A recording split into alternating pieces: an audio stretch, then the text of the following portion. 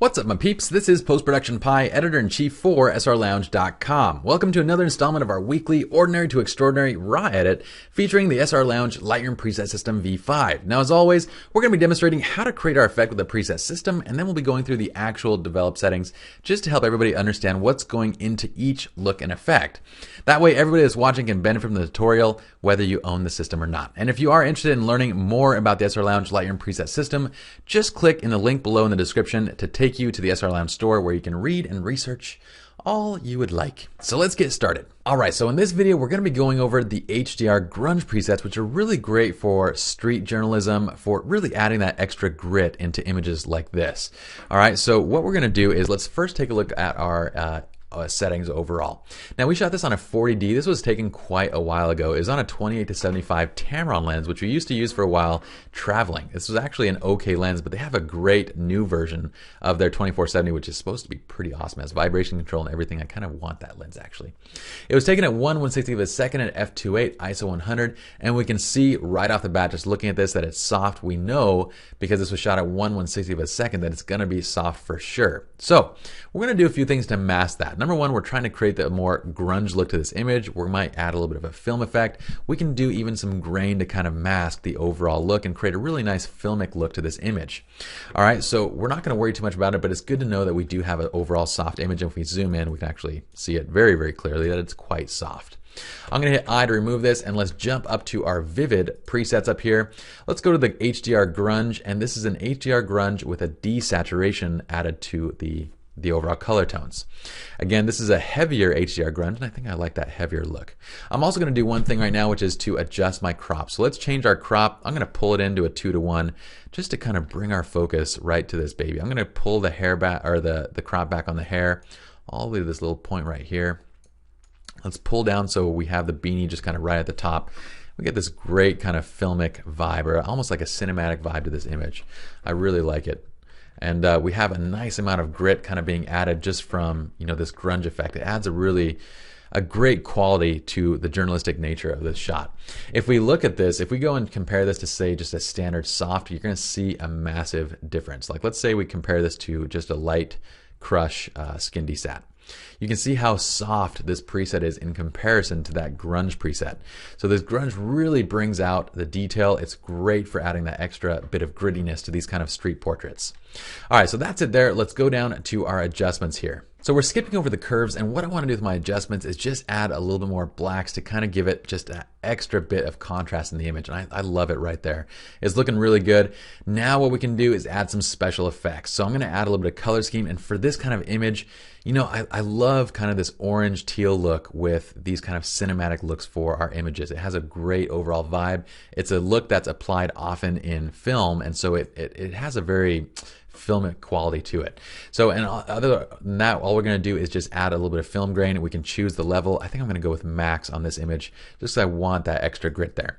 Now, we have those 4 clicks to get to our preset. We can make adjustments now to the temperature to see where we want it. I think I want it cooled down a bit so we can see more of that orange teal toning. I'm just going to warm it up a tiny bit from there so we get it right to that point. I'm going to brighten up a tiny bit.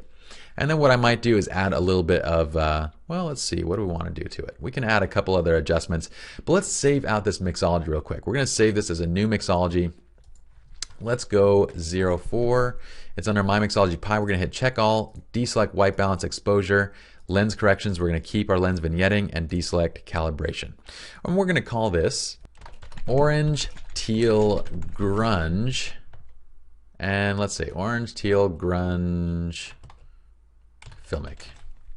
I like to say filmic for when we're trying to emulate film effects. So let's hit create now, and that's going to be our little preset for this. Okay, so we have 4 clicks to get there, and let's check this out. Now we can do a couple different things. If we want to bring the focus into her, well, we can add a little bit of darkening, but let's do it via a radial vignette. And I'm not going to do darkening. I actually want to do a little bit of a lens effect. Now we can add lens effects with these, basically the edge softening, but these are going to be square format edge softening. Now it'll work okay. It's not going to be bad, but for this image, I want to have a little bit more control maybe and bring it in and kind of just have the face in focus with these edges a little bit more out of focus. We kind of get that here, but we also get a little bit of this edge softening effect that's carrying itself over into the center of the image. Now actually, to be honest, it looks okay right here, but you know, if we wanted to get a little more custom effect, we could do that. So let's just go over here. We're going to go to our, these are our graduate filters. We do need to reset this because unfortunately with Lightroom 5 and with Lightroom 4, when you have a graduate filter applied with a preset, you can't take it off with a preset. You can make additional adjustments, but unfortunately we can't remove it. So when we hit reset FX, it only ends up resetting basically, well, it doesn't end up resetting. All right, so let's just click the actual reset button right over here to get rid of that. And what we're gonna do is click a radial filter. We're gonna go down to that little heavy desharpen effect. Let's keep going down, there it is. And we're just gonna pull it out right from the center and apply it a little bit more judiciously. We're gonna choose where we want it, all right? So let's just kind of pull it in, and that's great, right about there. Okay, starting to look really nice. I like the image where it's at. Let's now check out the before and the after before we go over our develop settings. So I'm gonna hit backslash. Here's the before image. Here's that after image. A lot of extra kind of grittiness to the overall look. Looks really great. I love it. Has a very filmic and journalistic vibe to this image. All right, so let's go over our settings here. We have exposure. Well, we don't need to talk about temperature and exposure. Let's go over to contrast. We have plus 75 on contrast. We're dropping highlights and whites.